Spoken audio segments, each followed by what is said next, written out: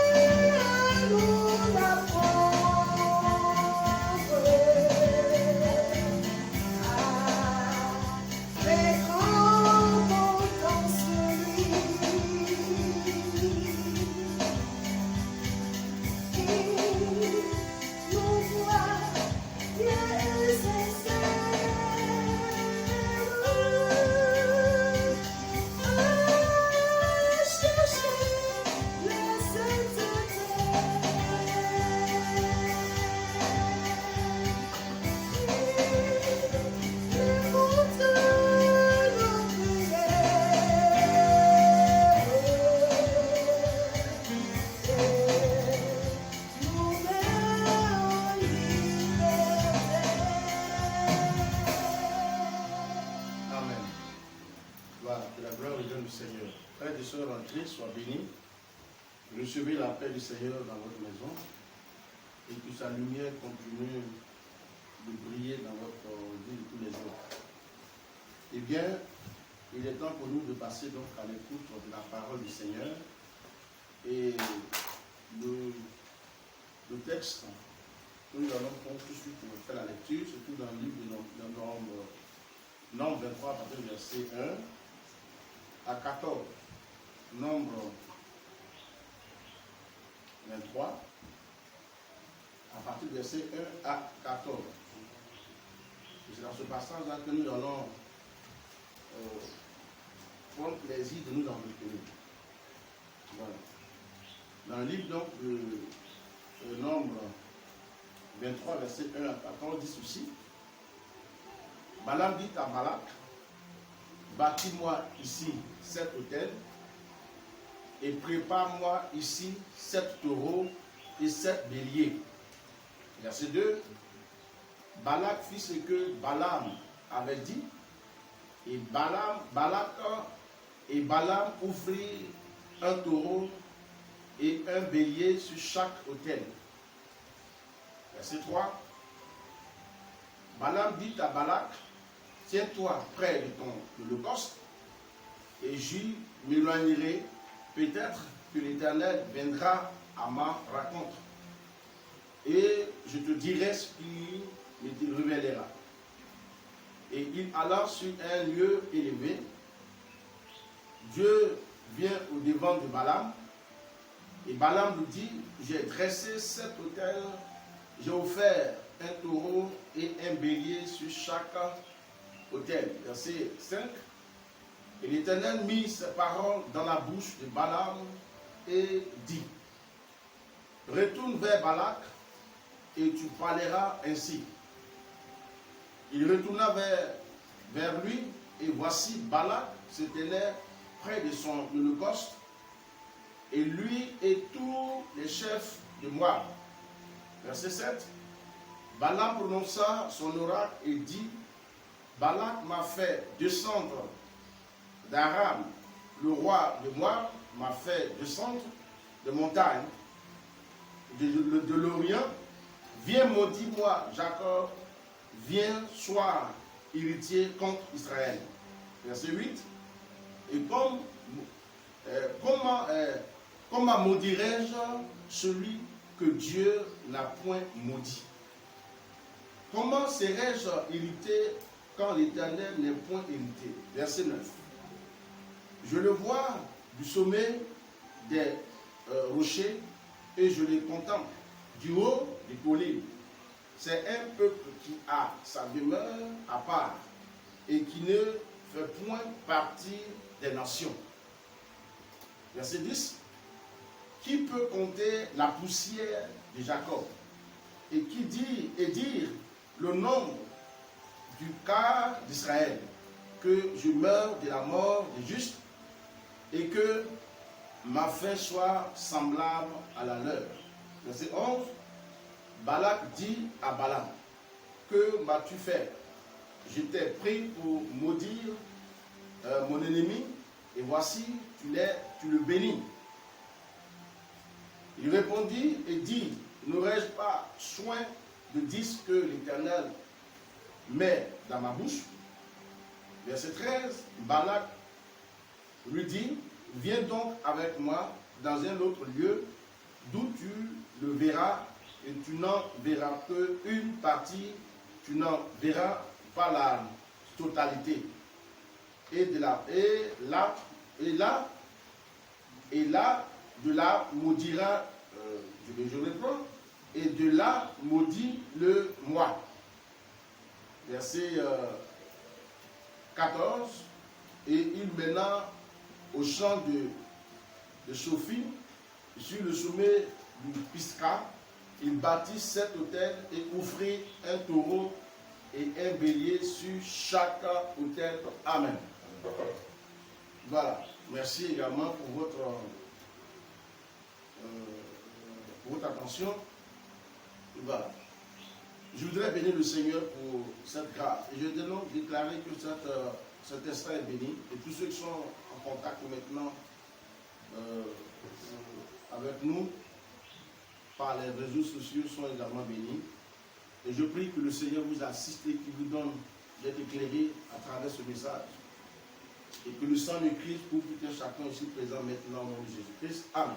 Eh bien, dans ce passage que nous avons lu tout à l'heure, il s'agit bien d'une situation qui s'est produite il y a longtemps.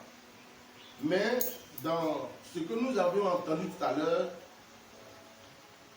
selon la lecture, il s'agit là d'un roi, c'est-à-dire de Balak, roi de Moab, qui a demandé au prophète Balaam de maudire le peuple d'Israël. En quoi faisant? C'est évidemment par le sacrifice. Et la dernière fois, si vous vous rappelez bien, frères et sœurs, nous avons mis l'accent sur le thème de la dernière fois. Et le thème, c'était donc l'offrande précède la prière. Mais aujourd'hui, c'est vrai, il est important de savoir que qu'est-ce que vous et moi nous devions faire pour remporter la victoire sur une situation. Qu'est-ce qu'on doit faire? Et moi, j'ai donné, par exemple, un élément qui est fondamental ici. Nous avons fait souvent des remarques partout dans nos assemblées. Il nous arrive, n'est-ce pas, de nous approcher de Dieu les mains vides. Je dis bien qu'il nous arrive, quelquefois, de nous approcher du Seigneur, n'ayant pas quelque chose en main. Alors, vous savez, dans le livre d'Amos, il a dit ceci: prépare-toi à la rencontre, n'est-ce pas, de ton Dieu. En effet, se préparer, je crois qu'on se prépare aussi avec quelque chose dans la main. Pour moi, cela fait partie de la préparation. Voilà. Il ne s'agit pas de se réveiller très tôt le matin, n'est-ce pas, bien s'habiller, entretenir sa maison, s'entretenir et aller n'est-ce pas, à la rencontre du Seigneur les bras ballants. Il est important de prendre en compte aussi cette histoire d'apporter quelque chose à Dieu tel qu'un don. C'est-à-dire, vous pouvez un don matériel, ça peut être un don lié aux finances, tout cela, à l'éternel Dieu. C'est pour cela qu'il est important, quand on s'approche d'une personnalité, n'est-ce pas, de ces gens, je crois qu'il est important d'apporter quelque chose pour avoir son approbation. C'est important. Et ici, dans ce passage-là, constatez avec moi que le peuple d'Israël qui sortait, qui venait à peine de sortir de l'Égypte, n'avait pas pris connaissance de l'existence, n'est-ce pas, de Moabite, c'est-à-dire du roi de Moab, c'est-à-dire qu'il ne se connaissait pas, ni Adam ni Ève.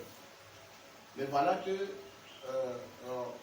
le roi de Moab, n'est-ce pas, ordonne, sinon qu'il appelle un voyant pour lui dire de faire un sacrifice pour barrer le chemin à un peuple qui ne se connaissait pas du tout.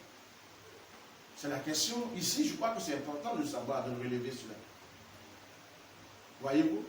Je veux dire bien qu'il ne se connaissait pas. Il n'y a pas eu de prise de bec.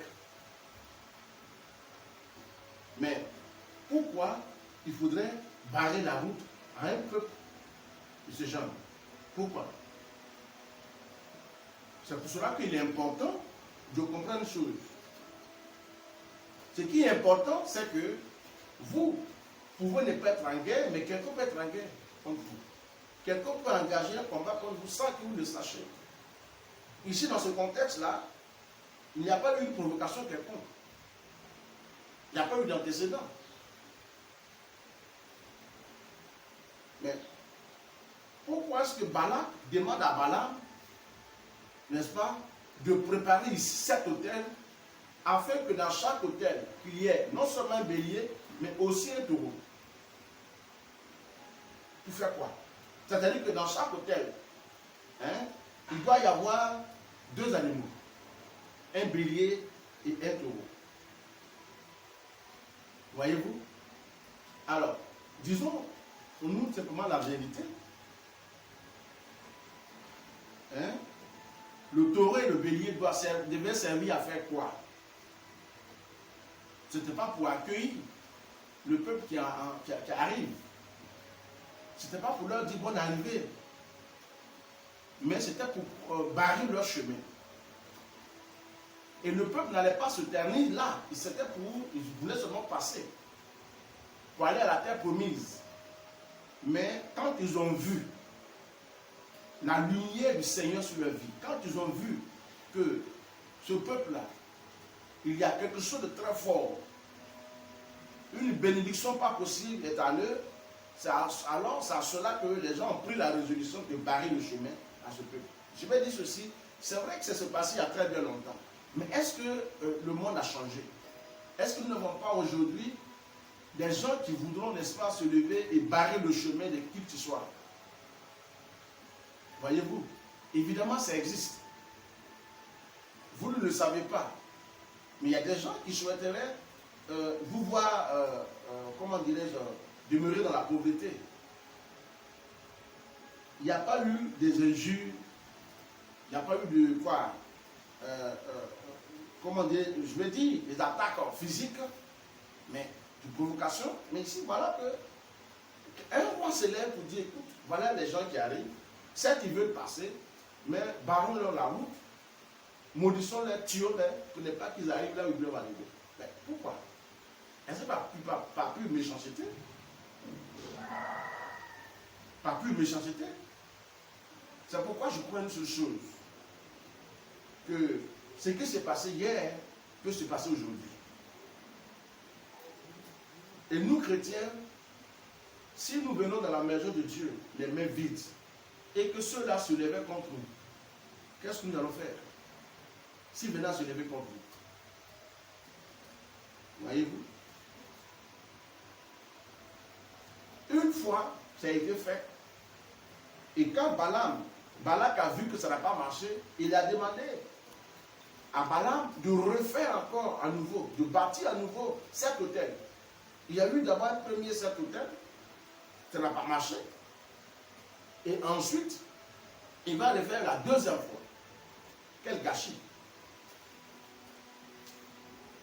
Je voudrais vous dire, frères et sœurs, en Christ.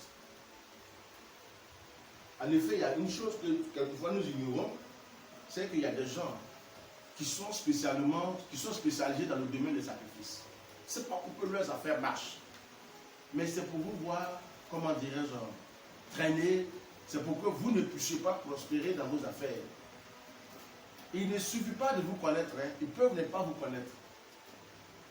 Mais leur affaire, c'est que quand en vous voyant, ils voient en vous, n'est-ce pas, la grandeur, ils voient en vous l'élévation. Et quand tu regardes que quelqu'un viendra derrière pour prendre simplement la place, ou certainement qui va prospérer dans des affaires, alors les gens s'opposent. C'est la méchanceté de toi, frère. C'est pourquoi je voudrais dire, si cela se manifeste sur vous, si cela va arriver dans votre vie, et si cela est sur le point de se manifester, si quelqu'un est sur le point d'offrir un sacrifice à un esprit humain maléfique, à un ange déchu, à un génie contre vous, dites-moi, qu'est-ce que vous aviez comme solution à cela? Quelqu'un dira qu'on est chrétien, c'est vrai qu'on va à l'église, nous avons le nom de Jésus-Christ, c'est bien beau, mais vous n'avez pas remarqué qu'il y a des gens qui ont le nom de Jésus-Christ, mais pourtant qui ne bénéficient pas toujours de la bénédiction liée au nom du Seigneur Jésus-Christ. N'est-ce pas? Vous n'avez pas remarqué ça?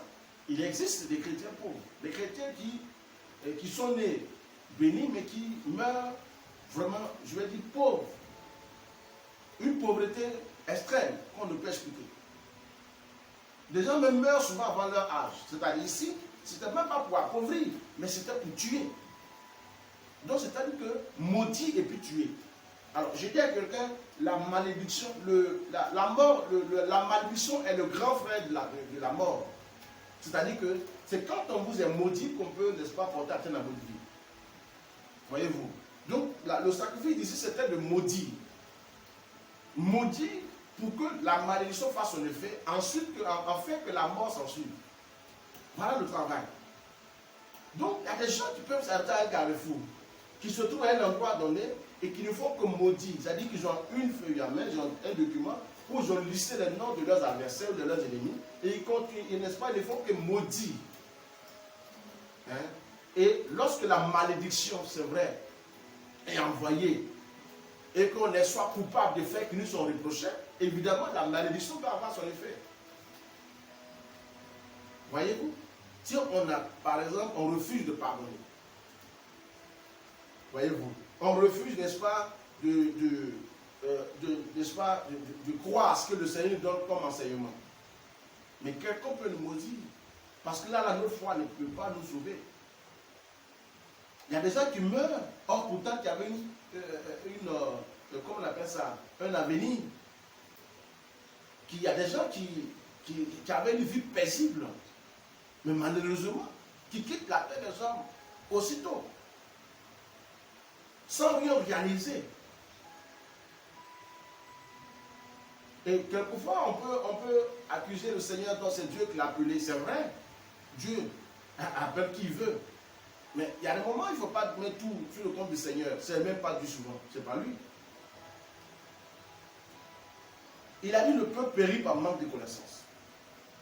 Voilà Balaam et Balak. Balak aujourd'hui représente qui? Et Balaam représente qui pour nous? Balak est le roi des Moab. Et Balaam, c'est celui-là que j'ai appelé le sacrificateur maléfique. Celui qui sacrifie les animaux sur les autels pour éliminer, pour effacer l'existence de quelqu'un. C'est-à-dire pour mettre fin à ses projets. Pour t'installer la petitesse afin de retirer la grandeur. T'empêcher de ne pas croître dans tes affaires, par exemple, quand un sacrifice est fait. Et lorsque vous êtes ignorant, et que vous ignorez ce qui s'est passé, ce qui est en train de se faire, bien, vous êtes souvent, l'on peut vous faire croire que non, écoutez, c'est le temps de Dieu qui n'est pas encore arrivé. C'est vrai qu'on peut mettre ça sur le compte du Seigneur. Mais évidemment, il y a des situations qui ne répondent pas du Seigneur, c'est-à-dire il y a des situations qui sont certainement provoquées par quelqu'un. C'est à cette situation que nous devons mettre fin à cela. Voyez-vous?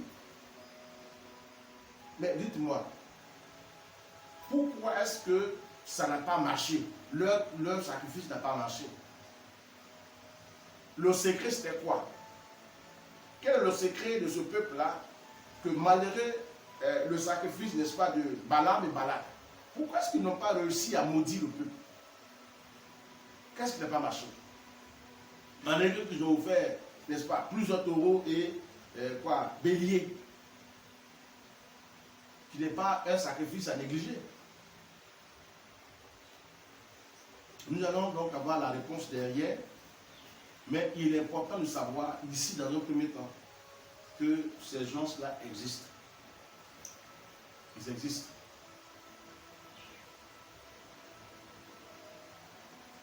Je voudrais dire à quelqu'un, ceci pour vous dire de vous approcher plus du Seigneur.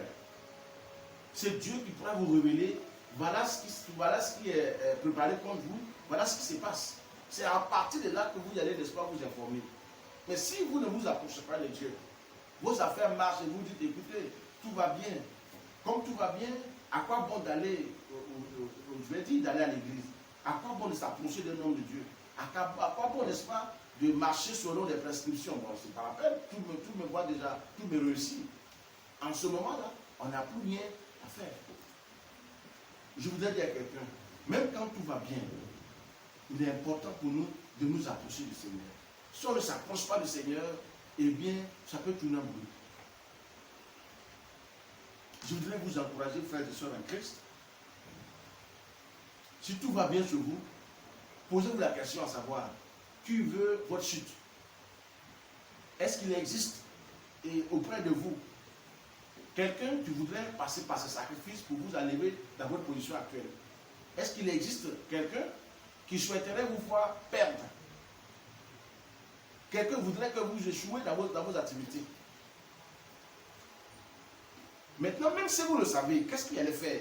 Que avez-vous comme pouvoir pour remédier à cela? On a le Seigneur Jésus-Christ, c'est vrai. Mais est-ce qu'il faut se limiter? Je pense que c'est de poursuivre. C'est de demeurer accroché au Seigneur, et Dieu nous donnera toute l'information que nous souhaiterons avoir afin de faire face à la situation qui prévaut. frères et sœurs en Christ, le bélier offert dans un autel et aussi un taureau, ça dit que dans un seul autel contient deux animaux. Deux animaux.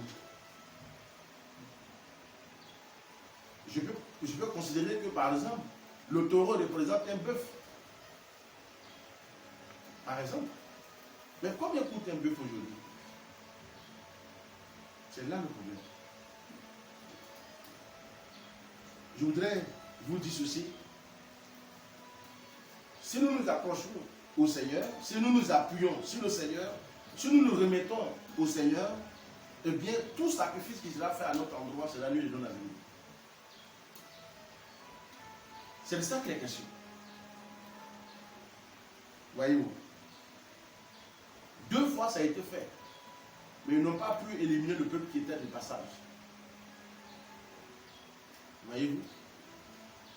Qu'est-ce qu'il faut faire pour ne pas être à terre à ce niveau-là?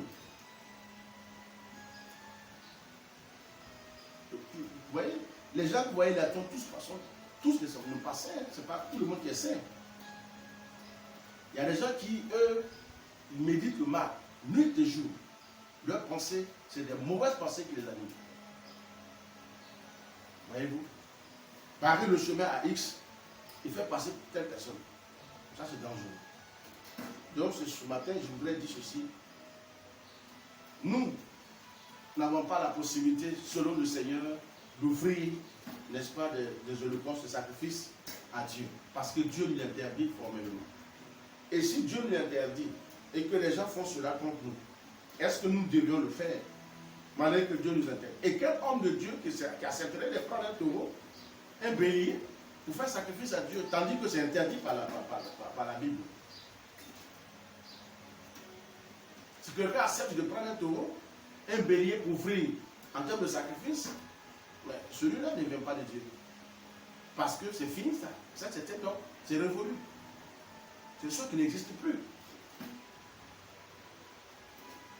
Voyez-vous? Alors, nous allons comprendre pourquoi les gens ont échoué.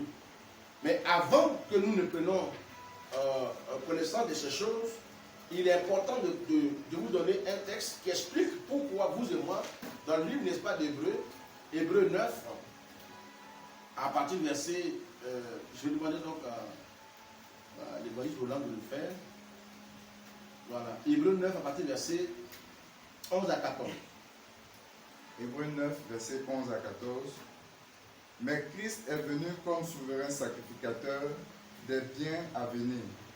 Il a traversé le tabernacle plus grand et plus parfait, qui n'est pas construit de main d'homme, c'est-à-dire qui n'est pas de cette création. Verset 12. Et il est entré une fois pour toutes dans le lieu très saint, non avec le sang des boucs et des veaux, mais avec son propre sang, ayant obtenu une rédemption éternelle.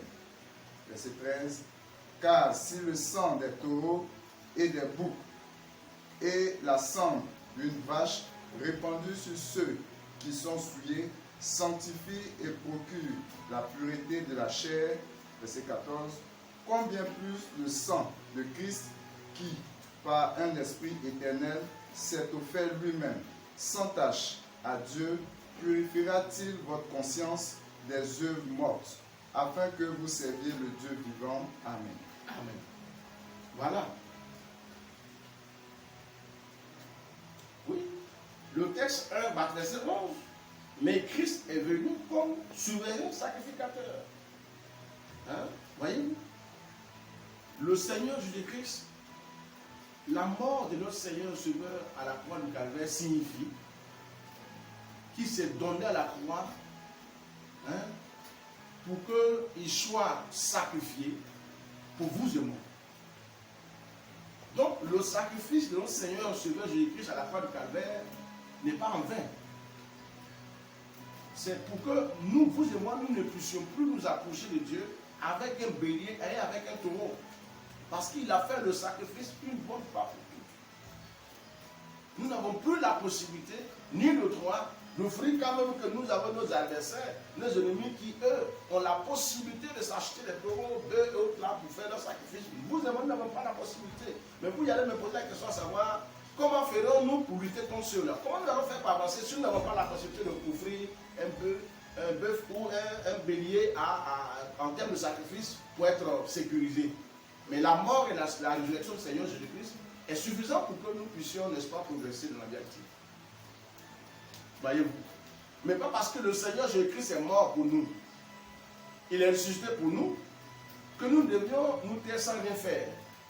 Je dis à quelqu'un, si nous ne pouvons pas offrir un mouton, un cabri, n'est-ce pas, un bœuf au Seigneur, en termes de sacrifice, hein, mais il nous est avantageux d'apporter une offrande à l'Éternel en guise de nos sacrifices. C'est-à-dire, donner l'argent qui représente le mouton, le bélier, qui représente également le bœuf, au Seigneur. Seigneur, je sens que mes affaires ne tournent pas bien rond, ça tourne en bourrique. Alors, s'il y a un notaire qui parle contre moi, je voudrais t'apporter mon offrande afin que tu tends mes limites, tu te glorifies en moi. Voyez-vous? En ce moment-là, votre offrande sera en train de lutter contre tous ceux qui veulent vous exterminer. On aime, c'est vrai, prier. Je l'ai dit, il est facile de faire 21 jours de jeûne, 40 jours de jeûne. Et après? Vous n'avez pas appris qu'il y a des gens qui, après leurs 21 jours de jeûne, certains d'entre eux sont morts, d'autres aussi sont. C'est à partir des 21 jours de jeûne qu'ils ont été possédés. Parce que dans le jeûne, s'il n'y a pas eu de conseils, dans le jeûne, s'il n'y a pas eu d'orientation, eh bien on peut être possédé. Savez-vous qu'il y a des gens qui jeûnent pour raconter la sirène de Job? Voyez-vous? Et quand on jeûne, et après ça on fait quoi? On fait quoi? On jeûne pour un sujet. Ce qui va nous avantager, c'est d'apporter quelque chose après un moment de jeûne. Ou bien il est même recommandé de faire une offrande avant d'entamer le jeûne. Ça sera avantageux pour nous. Parce que faire une offrande et puis commencer le jeûne, c'est de déjà déblayer la voie. Faire un travail de foi pour que notre jeûne soit quelque chose de réussi. C'est pourquoi je pense bien que, pour ma part, il est important que Dieu aide quelqu'un. Dieu ouvre l'entendement de quelqu'un ce matin. Tout cela, c'est pour vivre longtemps. Ce que je dis là, si on applique, la longévité sera le partage. La grandeur sera le partage. Nous allons planter, on va, n'est-ce pas, récolter. Je vais dire qu'on va récolter ce que nous avons semé. Tout ce que nous allons faire comme activité, personne ne prendra sur notre place. Parce que nous avons la longévité avec nous. Voyez-vous? C'est le manque de connaissance qui fait que les gens meurent vite. Mais si nous avons la connaissance, c'est certain qu'on vivra longtemps. Voilà. C'est pour cela que je voudrais vous encourager, frères et sœurs. Hein? Dans ce passage-là, si Christ, n'est-ce pas, dans ce passage de Hébreux 9, verset 11, que nous avons pris là, mais Christ est venu comme souverain sacrificateur des biens à venir et il a traversé le tabernacle plus grand et plus parfait que n'est pas construit de main d'homme. Pas construit de main d'homme. C'est-à-dire qu'il n'est pas de cette création. Et il est entré une fois pour toutes dans le lieu très saint. Non avec le sang d'un bouc, c'est-à-dire d'un cabri, d'un bœuf, d'un bélier, non pas par cela, ni un veau, mais avec son propre sang. Et ayant obtenu une rédemption éternelle. Il a obtenu cela pour lui. Voyez-vous, il n'est pas rentré là-bas pour faire un sacrifice. Auparavant, vous savez, dans l'Ancien Testament,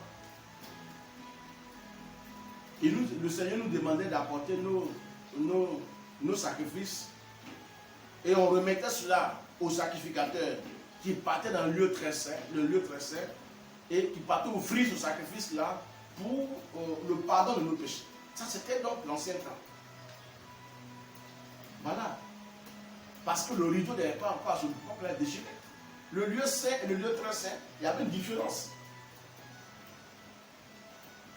Pour que quelqu'un ait accès au lieu très saint, non mais écoutez, ce n'est pas n'importe qui va à ce lieu-là, à cette époque-là. Voyez-vous. Et c'était avec les différents boucs et autres que l'on se faisait pardonner. Mais aujourd'hui, on n'a plus besoin de venir avec un bouc à l'église. On n'a plus besoin de venir avec un mouton à l'église. On n'a plus besoin de venir avec quoi que ce soit, un animal quelconque à l'église, comme un élément de sacrifice. C'est ce qu'il nous a demandé. Vous voyez, et là je voulais faire clin d'œil à quelqu'un. Il y a des gens, quand il y a un péché qui vous est reproché, là, il est important de nommer le péché. Vous ne pouvez pas vous approcher du Seigneur sans toutefois dire à Dieu ce que vous avez fait. Vous savez ce que vous avez fait. Mettez le doigt sur ce que vous avez fait. Seigneur, moi je suis un menteur. J'ai menti pour avoir telle chose. Voilà mon péché. Avant que l'on m'accuse, je m'accuse devant ta face. Mais voilà. Mais comme je ne veux plus refaire, je viens à tes pieds, pardonne-moi. Mais je ne peux pas venir à toi en tant que grand Seigneur, éternel Dieu des armées célestes. Je viens avec quelque chose. Pardonne-moi, accepte ce que je t'ai apporté, mais pardonne-moi, car je ne veux plus recommencer. Ça, c'est une offrande du pardon. Cette offrande-là, ça s'appelle l'offrande du pardon. Sachant que tu n'allais plus recommencer. Voyez-vous? Donc, il est important pour chacun de savoir comment s'approcher du Seigneur. Voilà.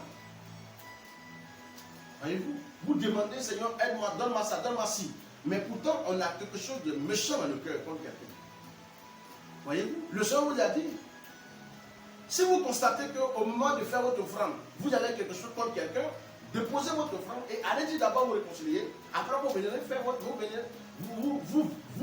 pour faire vos offrandes. Ce qui signifie que si vous faites votre offrande à cet instant précis, sans aller d'abord vous réconcilier, votre offrande est nulle et non avenue.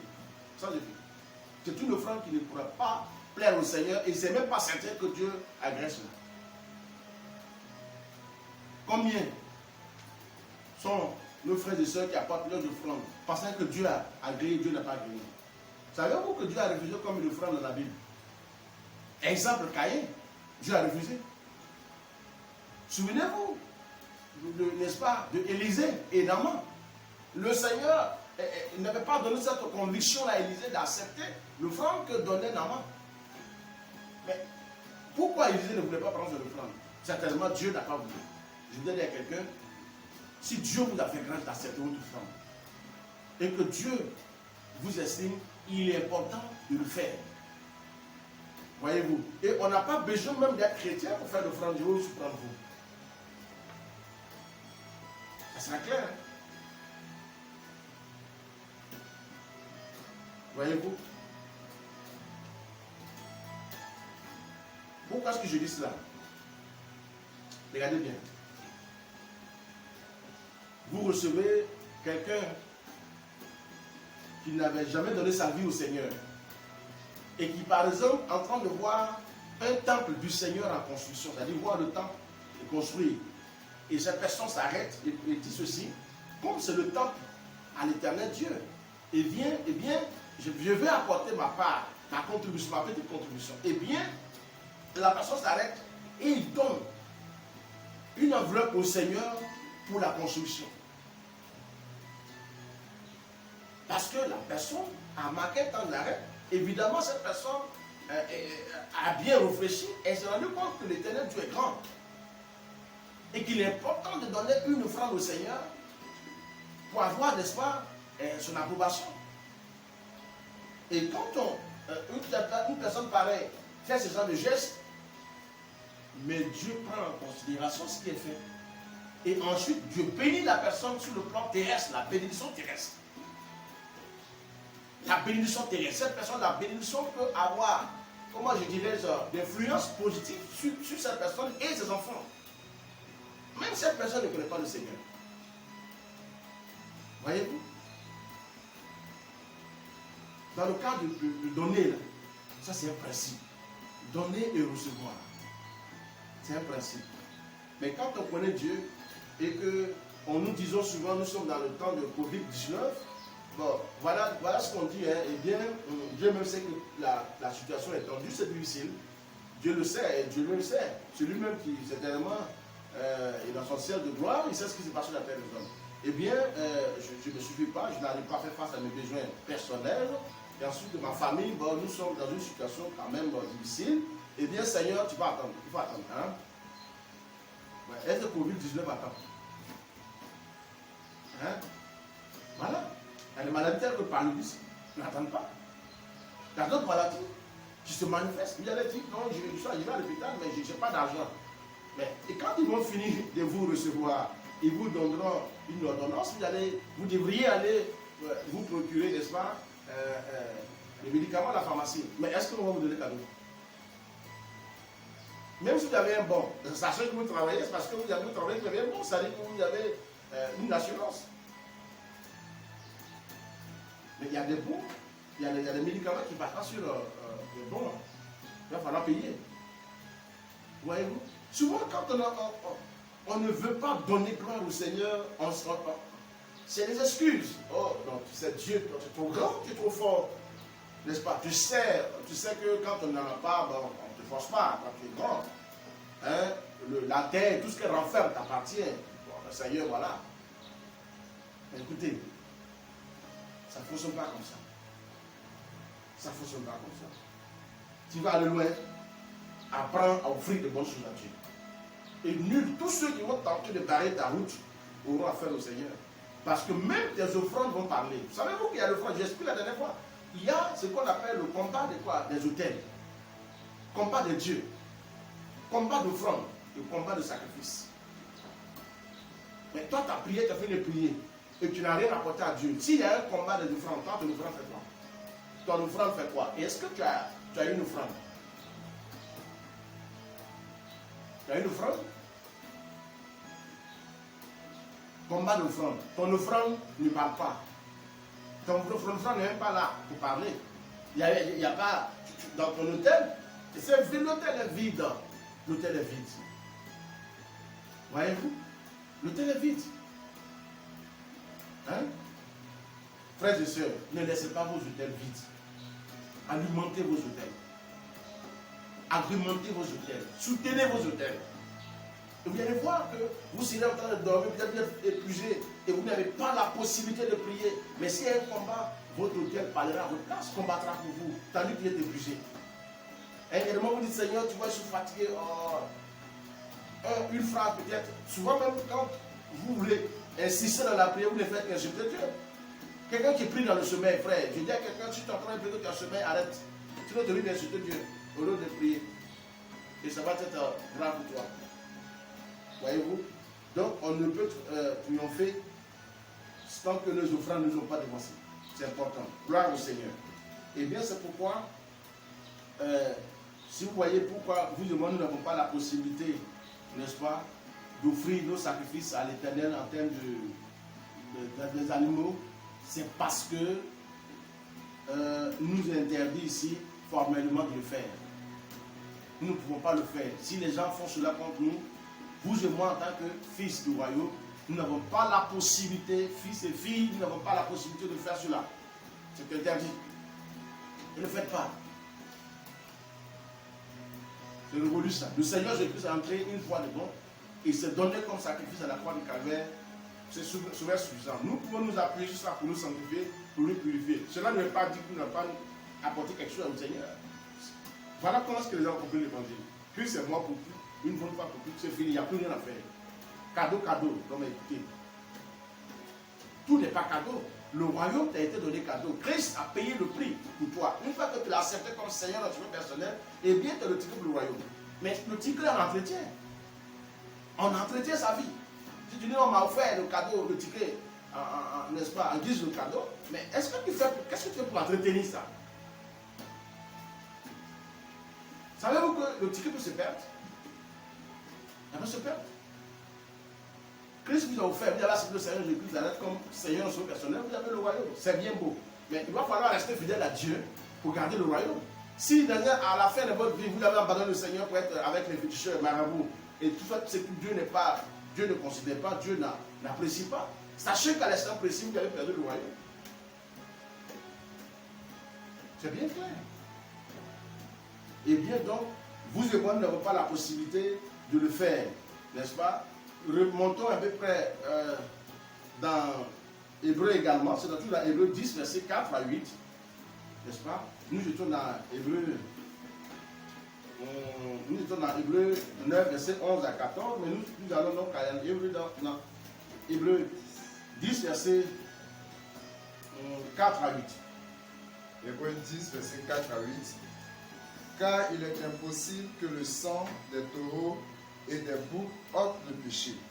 C'est pourquoi Christ, entrant dans le monde, dit: Tu n'as voulu ni sacrifice ni offrande, mais tu m'as formé un corps. Verset 6.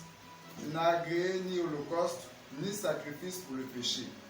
Alors j'ai dit: Voici, je viens.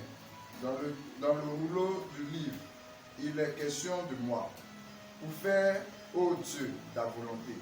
Verset 8. Après avoir dit d'abord: Tu n'as voulu et tu n'as agréé ni sacrifice, ni offrande, ni holocauste, ni sacrifice pour le péché, ce qu'on offre selon la loi. Amen. Voilà. Eh bien, voilà ce qui est clair. Prenez note, frères et sœurs en Christ, dans ce passage qui va nous donc faire du bien. Si quelqu'un vous pose la question, pourquoi nous chrétiens, vous ne faites pas de sacrifice, dites-leur, nous, Dieu nous a interdit formellement de faire le sacrifice. Voilà le verset qui explique ceci. Voilà. C'est-à-dire qu'on va dans un village, hein, dans une eau quelconque, on dit, écoutez, c'est là que le bonheur de la famille est sorti, jetez un œuf dans l'eau. Et si vous le faites, vous serez reconnaissant à nos ancêtres, vous serez reconnaissant à quoi. Dites, écoutez, le Seigneur s'est déjà jeté pour nous. C'est un œuf. Non, ne le faites pas. Je vous prie. Mais il est important de savoir parler aux aînés, aux anciens.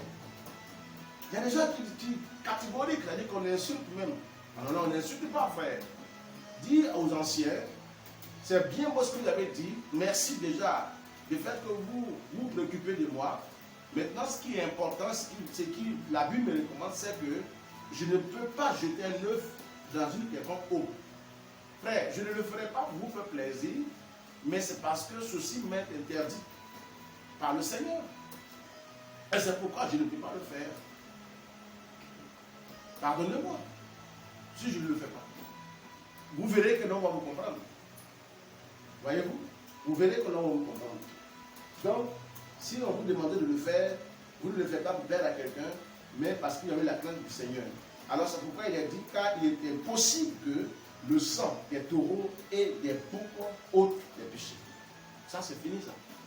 À partir du moment où le Seigneur est rentré en action, eh bien, tout ce qui était comme sacrifice lié au bouc, au taureau, c'est fini, c'est annulé.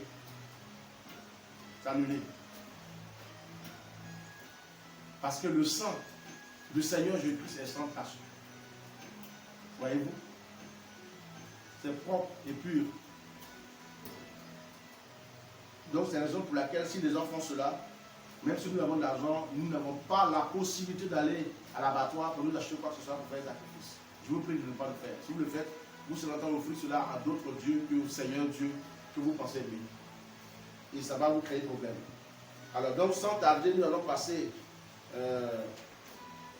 à un verset pour que vous sachiez pourquoi est-ce que ça n'a pas marché le sacrifice qu'a fait Balaam et Balak.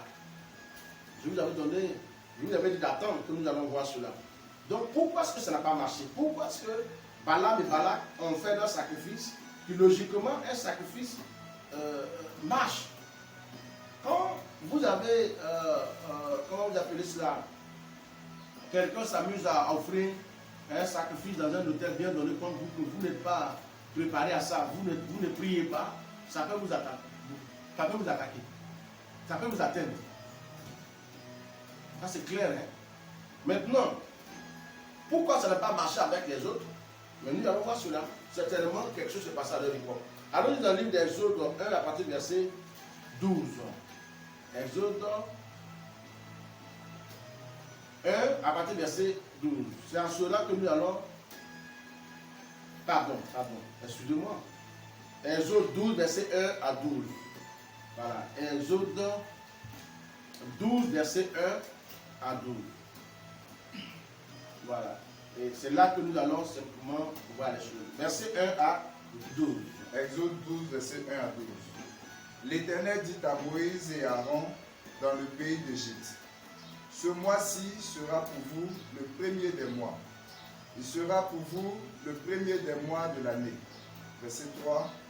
Parlez à toute l'assemblée d'Israël et dites: le 10e jour de ce mois, on prendra un agneau pour chaque famille, un agneau pour chaque maison. Verset 4.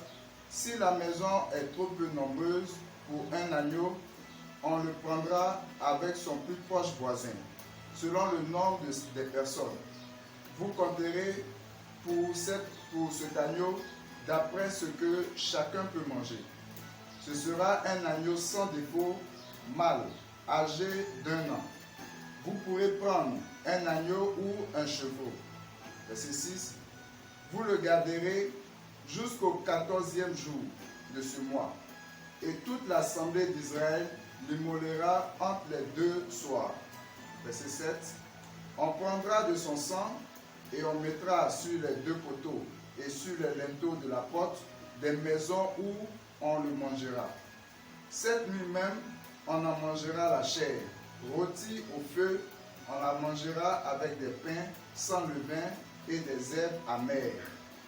Verset 9. Vous ne le mangerez point à demi-cuit et bouilli dans l'eau, mais il sera rôti au feu avec la tête, les jambes et l'intérieur. Verset 10. Vous n'en laisserez rien jusqu'au matin, et s'il en reste quelque chose le matin, vous le brûlerez au feu. Quand vous le mangerez, vous aurez vos reins sains, vos souliers aux pieds et votre bâton à la main, et vous le mangerez à la hâte. C'est la Pâque de l'Éternel. Verset 12. Cette nuit-là, je passerai dans le pays d'Égypte, et je frapperai tous les premiers-nés du pays d'Égypte, depuis les hommes jusqu'aux animaux, et j'exercerai des jugements contre tous les dieux de l'Égypte. Je suis l'Éternel. Amen. Amen. Voilà. Gloire au Seigneur. Amen. Je vais dire à quelqu'un que voilà un secret que Dieu a accordé, a fait connaître au peuple, parce que Dieu savait bien. Vous savez que Dieu sait toutes choses avant l'existence, n'est-ce pas, d'une chose. Ce qui veut dire, Dieu est informé d'avance. Et rien ne peut se faire sans que Dieu ne soit informé. Souvent, ce qui se passe, c'est que nous, Dieu essaie de nous parler, Dieu essaie d'entrer en contact avec nous, mais il nous est souvent impossible d'être attentif. Certainement, on ne prête pas attention à ce que dit le Seigneur, ou bien on se dit ce n'est pas Dieu qui nous a parlé. Quelquefois aussi, on se dit voilà, ça ce sont mes pensées. Or, le Seigneur a dit que ces pensées ne sont pas notre pensée. Et ces voix ne sont plus notre voix. C'est pour cela qu'il est important de faire attention au Seigneur, parce que Dieu peut nous parler sans que nous le sachions. Vous savez bien, cela s'est passé avec, dans le livre, n'est-ce pas, de Samuel, avec Samuel lui-même, quand il était jeune. Hein, il dormait dans le temple. Vous savez bien, le Seigneur a appelé combien de fois Samuel? Une fois, Samuel allait voir le prophète, le sacrificateur Élie. Il lui a dit, mais père, mais voilà. Il dit, non, non, va te coucher, je ne t'ai pas appelé. Il le rappelle encore, le Seigneur le rappelle encore une deuxième fois. Il dit, et Samuel va, non, non, papa, tu m'as appelé. Il dit, non, écoute, fils, va te coucher, je ne t'ai pas appelé. Il revient encore la troisième fois, et Dieu l'appelle encore. Samuel répond, Samuel court, et il s'en va vers son père. Il lui dit, Seigneur, mon père, mais voilà. Et l'homme sage, l'homme, le vieux qui était là, a dit, mais écoutez, ça là, je sais. C'est une affaire, ce qui se passe, ce n'est pas, tu n'es pas informé, mais je vais t'informer, je vais te faire savoir ce qui se passe. Désormais, quand tu vas t'appeler, tu dis que ton serviteur parle, répond et tu dis, parle car ton serviteur t'écoute. Voilà. Ça veut dire qu'il ne connaissait pas la voix du Seigneur. Il y a combien, jusqu'ici, qui n'arrivent pas à distinguer la voix du Seigneur à la voix, n'est-ce pas, de l'humain. C'est difficile souvent quand on ne le sait pas. Voyez-vous? Alors, donc, à ce titre-là, ici, le Seigneur leur a dit, avant qu'ils ne sortent de l'Égypte, ne quittent l'Égypte pour la terre promise. Dieu les avait déjà préparés à l'avance. Il leur a dit que chacun devait faire quoi? Voyez-vous, je peux prendre à partir du verset, cette affaire c'est sur la verset 3, mais il est important de revenir à partir du verset 1. L'Éternel dit à Moïse et Aaron dans le pays d'Égypte, ce mois-ci sera pour vous le premier des mois, et il sera pour vous le premier des mois de l'année. Verset quoi? Verset 3, parle à toute l'assemblée d'Israël et dit, le 10e jour de ce mois, on prendra un agneau pour chaque famille et un agneau pour chaque maison. Voilà là le secret. C'était pour barrer le chemin à qui que ce soit voudrait, n'est-ce pas, faire un sacrifice contre eux à la longue. Donc, ils les ont dénoncé. Frère, quand on n'a pas un agneau, on fait quoi? On achète. Si tu n'en as pas et qu'on te dit d'offrir, tu dois acheter. Le Seigneur, c'est une... comment dire ça? C'est la volonté manifeste. C'est une volonté de vouloir obéir au Seigneur. Donc, il dit, vous allez prendre un agneau avant de décoller de l'Égypte. Parce qu'on ne sait pas ce qui... Dieu sait ce qui allait se passer de l'autre côté, mais aucun d'entre eux ne savait ce qui va se passer. L'agneau a été pour eux, quand cela, c'est vrai que ceci représente la Pâque, et ils devaient manger à la hâte, pour démontrer que c'est la mise en liberté, c'est-à-dire c'est leur liberté, l'esclavage s'est arrêté là, et ils doivent continuer maintenant pour suivre leur chemin. Mais ceci signifie également quelque part que c'était pour prévenir toute forme d'obstacle sur le chemin. Oui, c'est cela, c'est un principe. Mais à supposer que quelqu'un dirait, mais moi, eh bien, je m'en fous de l'agneau qu'on demande de sacrifier. Le Seigneur leur a dit, cette même nuit, je vais passer, je vais survoler sur l'Égypte. Et quand il a fait son passage, là où il n'y avait pas le sang de l'agneau, qu'est-ce qui s'est passé? La mort est passée là. La mort a frappé. Voyez-vous? Bon, dites-moi, cet élément, est-ce que ce n'est pas un élément capital? C'est un élément capital. Souvent que nous ignorons. Frère, l'obéissance à Dieu est mieux que le sacrifice. Ceci a été dit à Saül, le roi Saül. Voyez-vous? Dans ce contexte-là, les gens obéissent. Si on vous dit fais ceci, le Seigneur vous donne par sa parole. C'est vrai qu'il y a des hommes de Dieu qui, je m'excuse de mettre l'accent là-dessus, c'est vrai. Mais il y en a qui exagèrent, il ne faut pas exagérer. Si le Seigneur nous dit de dire cela, il va falloir dire. Parce que si nous ne disons pas, la faute serait à nous. C'est pourquoi il est important d'être à l'écoute. Le Seigneur a dit à Moïse et à Aaron, instruis le peuple, dis-leur que chacun doit avoir un agneau et qu'il doit mettre le sang sur l'étau de la porte.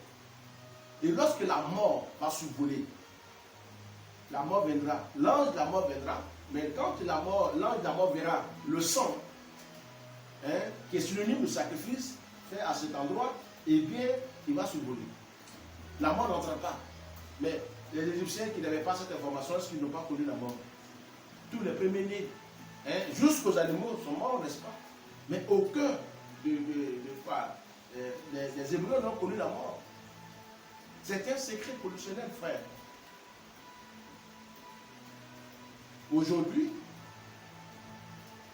j'explique ce verset-là à quelqu'un pour lui dire, voyez-vous, ça a été fait avant que le peuple sorte, ne fasse la rencontre de Balaam et Balak. Ceci fait partie également d'un élément clé qui a fait qu'ils n'ont pas pu le renverser. Mais comme je l'ai expliqué dans le livre, n'est-ce pas, d'Hébreux 9, là, il nous est interdit de faire ce qui a été fait. Ça, c'est du passé, ça. Mais à leur époque, c'était important, il fallait faire. Vous suivez? Donc, je veux dire à quelqu'un aujourd'hui, le message de cette journée-là, c'est pour vous aider. Frère, pour moi, il est important de s'informer, de se laisser instruire. Parce qu'on ne sait pas tout. Voilà. On apprend tous les jours. On cessera d'apprendre lorsqu'on sera dans la tombe. Sinon, pendant qu'on est encore sur la terre des hommes, évidemment, il y a des choses qu'on va voir. Regardez bien ce Covid-19 qui a paralysé le monde entier. Mais demandez à nos anciens, hein, ils vous diront, mais jamais quelque chose n'est arrivé sur la terre des hommes. Peut-être qu'il y a des maladies, il y a des pestes qui s'élevaient dans les continents, mais pour dire que ça serait devenu global. Jamais. Quelqu'un vous dira, mais jamais ces choses dans le lieu. Mais aujourd'hui, c'est une réalité. Voyez-vous? Ce qui veut dire que tout peut arriver. Tant qu'on est sur la terre des hommes, tout peut nous arriver.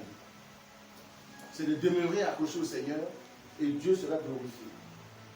Je voudrais certainement terminer, mais il est important que l'on sache que c'est à partir d'ici, là, que le Seigneur, à partir de la fin du verset 12, voyez-vous, il dit cette nuit-là, verset 12, hein, je vais pas le faire, verset 12, cette nuit-là, je passerai dans le pays d'Égypte et je frapperai tous les premiers-nés du pays d'Égypte. Et depuis les hommes jusqu'aux animaux, et j'exercerai, n'est-ce pas, des jugements contre tous les dieux de l'Égypte, et je suis l'Éternel. Tous les dieux de l'Égypte, je suis l'Éternel. Voyez-vous? Donc, frères et sœurs, je ne voudrais pas aller loin, mais je voudrais vous dire ceci. Le Seigneur Jésus-Christ est mort pour nous. Il a donné sa vie à la croix du Calvaire pour vous et moi, pour le pardon de nos péchés, pour nous racheter, n'est-ce pas?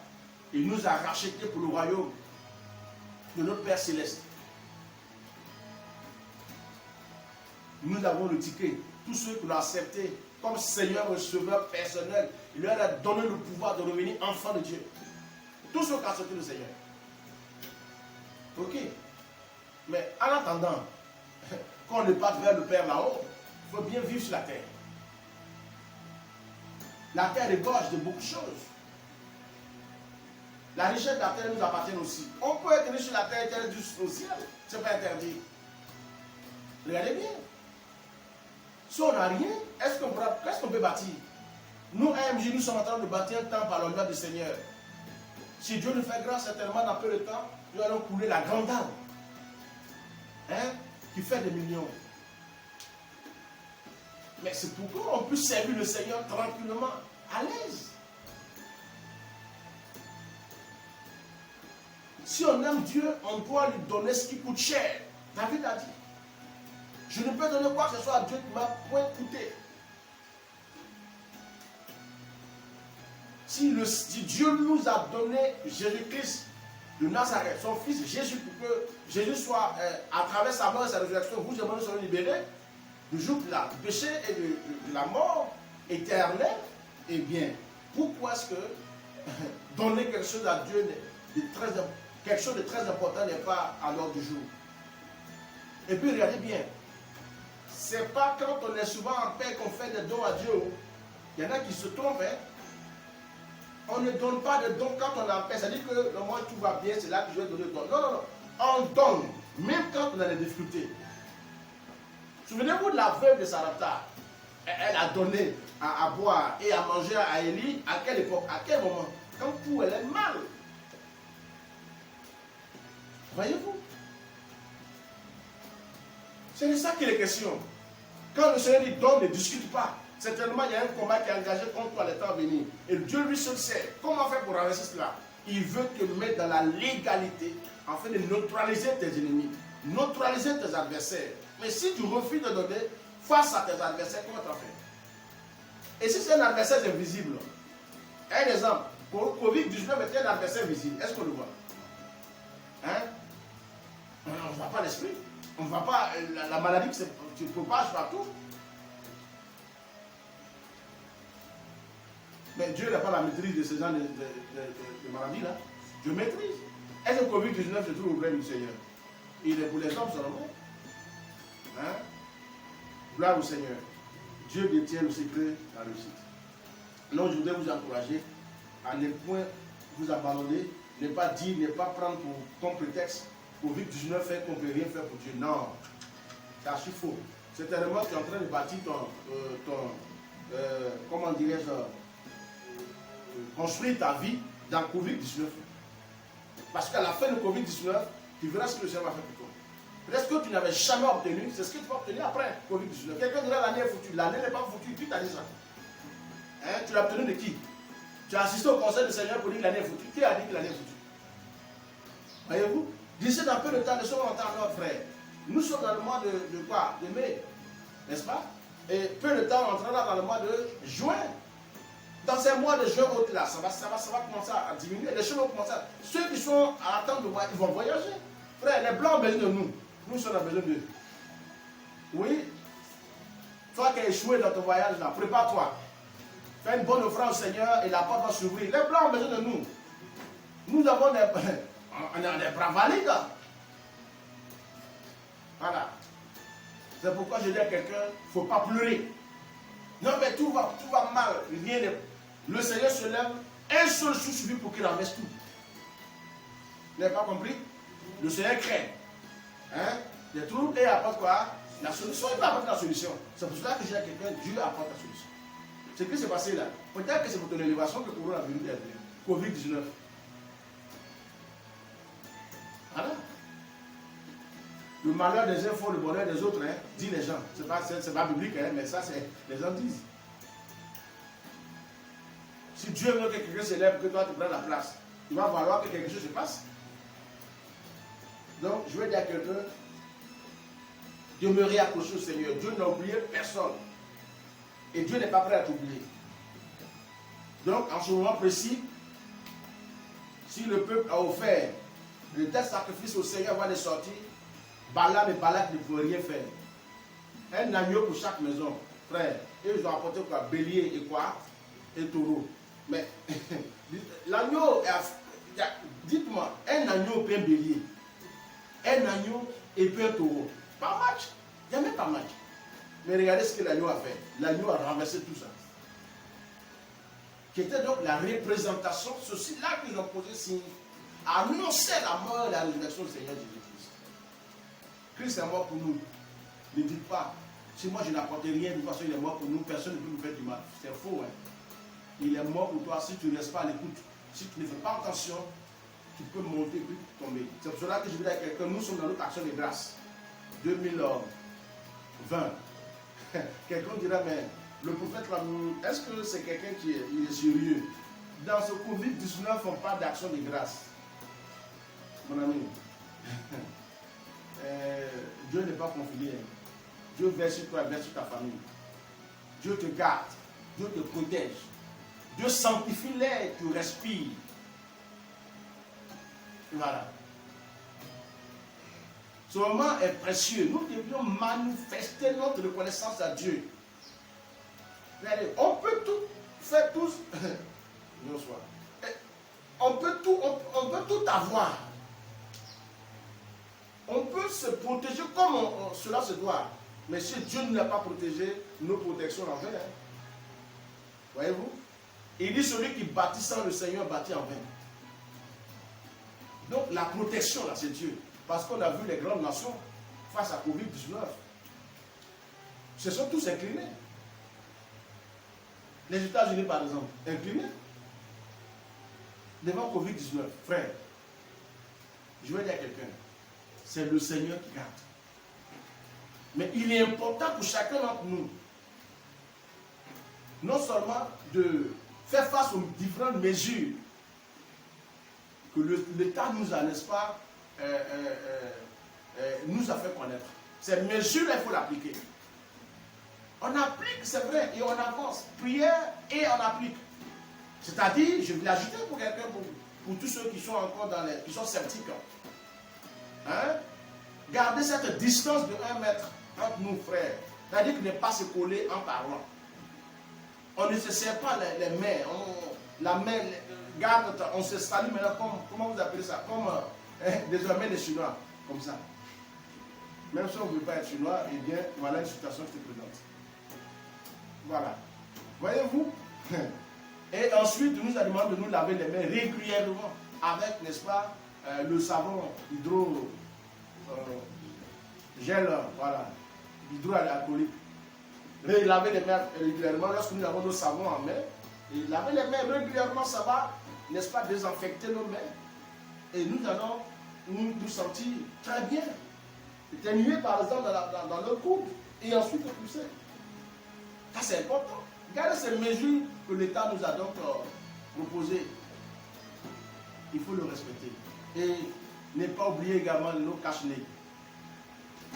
Ne pas oublier nos cache-nez. Quelqu'un dira, mon cache-nez il est là. Si vous voulez bien le savoir, il est là. Mon cache-nez. Voyez-vous? Je voudrais vous dire ceci. C'est en cela que nous allons triompher. Mais il est important, le fait que nous ne pouvons pas faire nos sacrifices, frères et sœurs, comme le faisait à l'époque, quand le peuple sortait de l'Égypte. Aujourd'hui, nos sacrifices, nos béliers, nos agneaux, c'est désormais sous forme d'argent, sous forme également, n'est-ce pas, je vais dire, du don matériel. Et comme je l'avais repris il y a quelques minutes, nous sommes en pleine construction, frère. Il faut que la date soit coulée. L'action de grâce annoncée, c'est l'occasion pour quelqu'un de dire, je vais m'abriter. Je vais entrer en alliance avec Dieu. Je vais offrir telle et telle chose à l'Éternel et je vais confier ma famille à Dieu. Même si je ne sais pas prier, que Dieu me fasse grâce. Que Dieu agrée mon offrande et qu'il se souvienne de moi. Je vous ai expliqué qu'il y a un livre de souvenirs dans le livre de Malachie 3, verset 16. Il y a un livre de souvenirs. Si vous apportez des choses aujourd'hui aux gens, même ceux, ce n'est pas forcément qu'à la construction, il y a des gens qui sont à côté de vous qui n'arrivent même pas à manger à leur faim. Hein? Qui ont leur famille. Mais vous qui êtes chrétiens, vous qui êtes frères et sœurs, vous qui êtes de n'importe quelle base religieuse, apportez vos soutiens à vos frères et sœurs. Vous allez voir que Dieu s'appuiera sur ça pour vous protéger de toutes sortes d'attaques. Oui, on ne peut pas se sentir bien s'appuyer, tandis que celui qui est juste à côté de nous manifeste le besoin. Et on sait que la personne qui est là n'a pas mangé. Et puis bon, on dévie la personne. Frère, cela ne veut pas dire qu'il faut continuellement s'habituer à ça. Ça dit constamment ne pas travailler. De toute façon, le voisin qui est là, il est en paix. Chaque fois qu'il sort, il faut qu'il mette un billet de 10 000, 5 000 francs. Si on est habitué à ça, on ne va pas travailler. On t'a donné aujourd'hui, demain, après, il faut travailler. C'est pour te permettre d'avoir un transport, de demander à quelqu'un, monsieur, il n'y a pas de travail. Tu peux donner un peu à travailler, ça va te permettre également de te prendre en charge. C'est une responsabilité. Voyez-vous? Donc, c'est pourquoi je voudrais vous encourager, frères et sœurs. Alors, donc, l'action de grâce est pour nous un défi à relever. C'est ainsi que je voudrais m'arrêter. L'action de grâce est un défi.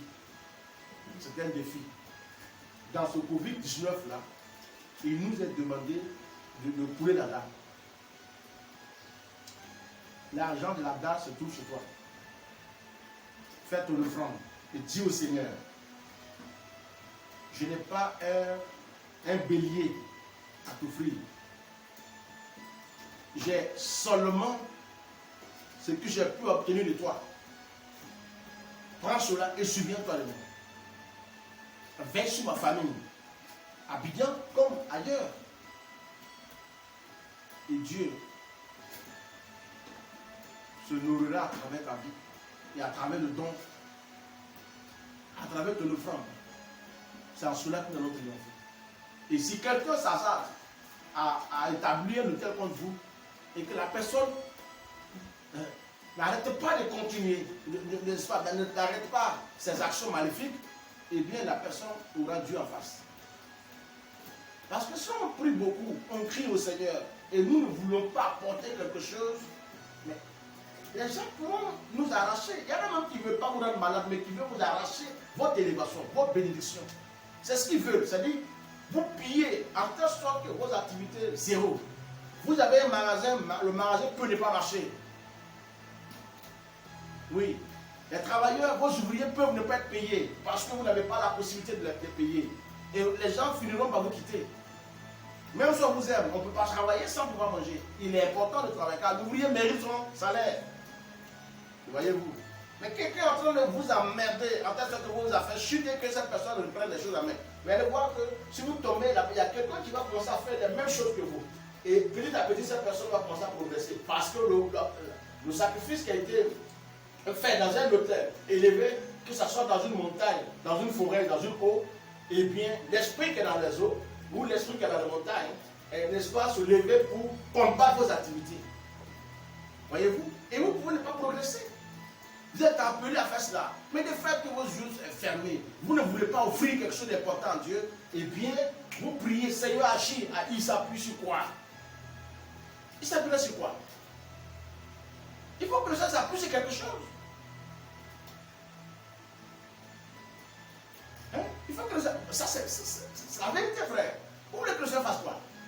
Il doit s'appuyer sur vos dons pour dire à quelqu'un, arrête.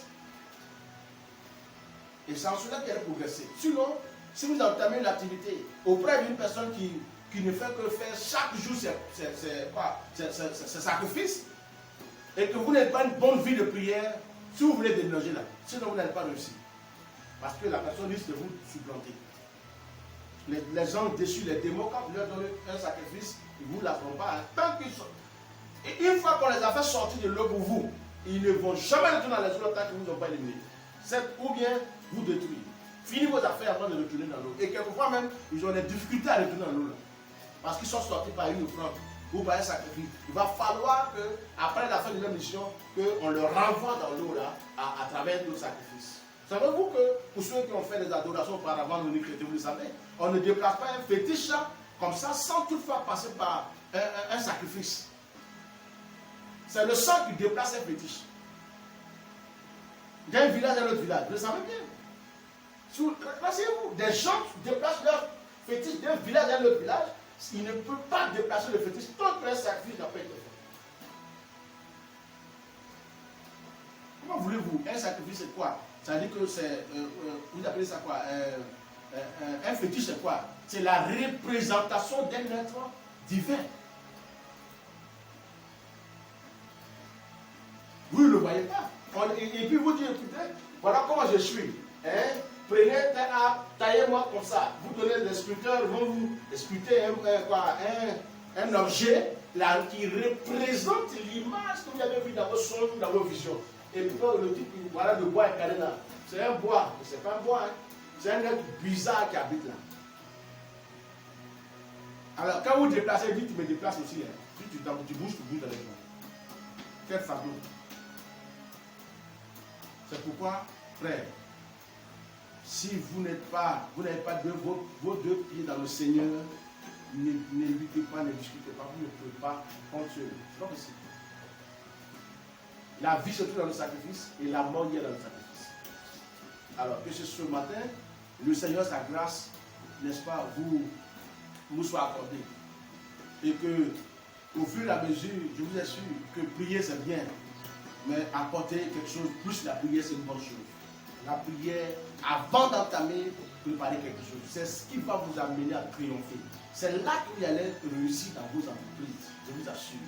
Aimez donner à Dieu quelque chose qui vient le voir. Dieu sera glorifié. Que ce soit dans le temple du Seigneur, que ce soit les gens qui n'ont rien. Donnez-leur seulement au nom de l'éternel Dieu de la céleste. Viens le voir. Un enfant qui n'a pas la possibilité d'aller à l'école, vous savez que votre collègue, votre voisin à côté n'a pas la possibilité de mettre son enfant à l'école. Vous avez la possibilité, votre enfant à son âge, à l'âge de son enfant, mais et vous savez, le petit, mon fils vient, votre fils vient, papa, tu vois, le petit là, il ne va pas à l'école, hein, mais qu'est-ce qu'il y a? Non, ses parents n'ont pas la possibilité, mais écoutez, tu n'as même pas besoin de faire une enveloppe au nom de l'enfant et Dieu va s'appuyer certainement sur le don et puis il va répondre, n'est-ce pas, sa grâce sur votre vie. Dieu fait cela. Dieu fait ceci. Faites-le aller voir. Ces choses vont vous aider demain. Et puis on ne le fait pas parce qu'on a problème. Si vous faites cela, même si vous n'avez pas de problème, le jour qu'une situation va se présenter, Dieu s'appuiera sur ça pour agir. Il s'appuiera sur ça pour agir. Il ne faut pas attendre d'avoir un problème avant d'aider quelqu'un. Eh bien, frères et sœurs, apportez vos dons. Surtout, enfants de AMJ, fils et filles de AMJ. Soyez mobilisés pour bâtir le temple de l'Éternel, Dieu des armées célestes. Nous pouvons, parce qu'il nous a fait confiance. Il sait ce que nous avions, ce qu'il a mis en nous. Et Dieu compte sur nous. Il peut emmener deux de personnes pour participer, pour dire, vous là, allez-y, faites telle chose. Et Dieu la viendront de nulle part. On va leur transmettre la bénédiction une fois ils disent, nous sommes venus pour soutenir l'œuvre du Seigneur, pour construire. Une fois qu'on a déclaré la bénédiction sur leur vie, il y a de voir que même si ces personnes avaient quitté la terre des hommes, la bénédiction va impacter leur famille. Il n'y a rien à faire parce que c'est une bénédiction terrestre. Voilà, il y a des gens qui ne veulent pas dans le royaume, ils ne veulent même pas l'auprès du Seigneur, ils veulent être bénis sur terre. Mais quand ils vont faire ce genre de choses, vous allez voir que Dieu va ouvrir les portes pour eux. Il y a des gens qui savent, je vais vous étonner avec cette phrase, je vais terminer. Il y a des gens qui, vous voyez, non, tel païen, je ne sais pas pourquoi il réussit, je ne sais pas pourquoi il fait ceci. Allez-y voir ce que ses parents faisaient comme d'acte auparavant. C'était des choses positives. Et c'est ce qui fait que ceux-là vivent. Même leurs fautes, leurs défauts, Dieu regarde. Mais Dieu fait grâce. Voyez-vous? Frère, ne frappe pas. C'est pourquoi je dis à quelqu'un, tant qu'il est possible d'aider, vas-y. Tant qu'il est possible de tendre ta main, vas-y. Tant qu'il est possible, cela ne relève pas de toi que c'est... Enfin, si cela ne dépend que de toi, fais ce qui doit être fait et Dieu te bénira à l'infini. Ta famille ne te demandera pas. Tes enfants, tes petits enfants ne te demanderont pas. Même s'ils ne connaissent pas le Seigneur, ils ne te demanderont pas. Ils ne demanderont pas leur père. Chaque fois qu'ils auront l'examen, ils vont se présenter, ils réussiront à leur examen. Parce que Dieu s'appuiera sur ce que le père ou le grand-père a fait pour dire, bon, le fils appartient au temps. Allez, il passe. Mais quant aux autres, ils arrivent parce que le père ou l'arrière-grand-père n'a jamais appris à faire des bonnes choses. Tout serait que faire le coup bas. Ça ne va pas quelque part, ça ne paye pas de vie. Alors que la grâce du Seigneur se repose. Et que tous ceux qui vont apporter, qui vont commencer à faire leurs dons, il n'a pas de le faire dans le désordre. Voilà. Aussi, un don, se ne fait pas dans le désordre comme ça. Ça se fait dans l'ordre. Si vous le faites, vous voulez la même chose. Et c'est cela que nous avons la conviction que Dieu, déjà, vous a mis sur le chemin. Et à partir de cet instant précis, son seul nom sera glorifié. Quel que soit ce qu'il peut avoir comme perturbation, soyez tranquille. Soyez tranquille. Il a dit 1000 à ta gauche, 1000 tomberont à ta gauche, 10 000 à ta droite, tu ne seras pas à terre. Que les flèches volent en plein jour, en pleine nuit, tu ne seras pas à terre. Aucune flèche ne portera à terre parce que toute flèche élèvera une main invisible que l'homme ne peut repérer, viendra écarter la flèche sur toi. Ça dit que la flèche ne t'atteindra pas. Voilà. Alors vous savez qu'une flèche peut être n'importe quoi. Ça peut être une arme fatale, capable de détruire, d'exterminer. Mais une flèche qui s'élève, une flèche invisible, la main, l'invisible humainement parlant, s'élève. Cette main qui se détache, tant que nul ne sache sa provenance, peut mettre fin à l'œuvre magnifique à votre endroit. Vous dormez paisiblement, vous n'avez pas su qu'un coup a été préparé contre vous la nuit. Pour vous réveiller, Seigneur, merci. En tant que quelqu'un avait préparé vos chutes. Mais la main du Seigneur a balayé ça. Je prie que cette main vous sécurise. Cette main vous garde. Que la main ôte tout obstacle sur vos chemins. Que la main neutralise, foudroie littéralement tout hôtel en construction contre vous. Si vos noms y est, j'ordonne que maintenant même, que vos noms quittent dans ces hôtels-là. Si l'on a mis un élément témoin, a dit compris quelque chose vous appartenant et qu'on allait accrocher à l'hôtel. Et sur la base de ce qu'ils ont fait, ils ont commencé à vous maudire matin et midi soir pour vous affaiblir. À partir de cela, quand vous atteindre, je déclarais que l'élément témoin n'est plus l'élément témoin. Je retire cet élément témoin au nom de Jésus de l'autel et je déclarais que l'autel n'est plus, n'est-ce pas, propice aux attaques. Je me fais à leurs yeux, j'abat, je renverse leur pouvoir. Et je ordonne que la vie vous soit accordée. Et que le pardon du Seigneur vous soit donné. Et que vous aussi vous apprenez à pardonner. Vous apprenez aussi à vous réconcilier. Vous apprenez à vous respecter mutuellement. Et donnez gloire au Seigneur des Seigneurs. Je vous ai donc béni la tête jusqu'à la pointe des pieds. Tous ceux qui ne sentaient plus leur âme dans leur corps, qui pensent que quelqu'un a pu les arracher, quelqu'un a pu par leur sacrifice arracher l'âme de votre corps, et que vous n'êtes plus propriétaire, vous n'êtes plus libre dans votre corps, j'ordonne que l'âme de qui que ce soit allé se retrouver, je ne sais plus où se trouve, j'ordonne immédiatement sa mise en liberté. Que l'âme sorte là où elle se trouve, vous retrouvez son corps immédiatement. J'ordonne cela. Si l'homme a voulu vous livrer pour réussir, pour prospérer dans les affaires, vous n'êtes pas une marchandise. J'ordonne que l'homme vous libère. Et que ce qui vous appartient revienne à vous. Je prie pour tous ceux, donc même leurs grades ont été retenus. Je prie que vous recevez vos grades. Ceux qui ont besoin de moyens pour vos activités commerciales, j'ordonne que l'argent vienne jusqu'à vous et que vos comptes soient ravitaillés pour que vous puissiez entreprendre afin de vaincre la pauvreté dans le nom puissant de Jésus. La longévité soit votre partage. Tous ceux dont on avait déclaré que demain les atteindront, c'est-à-dire qu'à partir d'aujourd'hui, demain ils n'auront pas le jour. J'ordonne que vous dépassiez et que la longévité s'attache à vous. Et que tout sacrifice qui a été fait à votre endroit soit annulé de la vie. Toute offrande donnée ne soit plus opérationnelle. J'entends que vous recevez la vie dans vos corps, dans vos reins, dans vos pieds. Et que la santé s'installe en vous. Pour que vous donniez gloire au Seigneur. Vous qui n'arriviez pas à vous lever de votre lit, affaibli par une quelconque maladie, que l'onction vienne jusqu'à vous. Et que l'onction se saisit de vous-même. Une puissance vous arrose. Comme la rosée qui descend sur votre vie et vous êtes arrosé sur cet instant précis. Recevez la vie au nom puissant de Jésus. Tous ceux qui sont sur le point de vous remplacer, parce que voyant qu'il faut trouver quelqu'un pour vous remplacer, ils veulent vous livrer pour vivre longtemps, je prie que cela n'ait pas lieu. Je dis qu'il n'y a pas de marchandise pour être livré. Je donne que cela n'ait pas lieu. Partout où vous trouvez, dans le monde entier, recevez la santé, recevez la vie, soyez libres.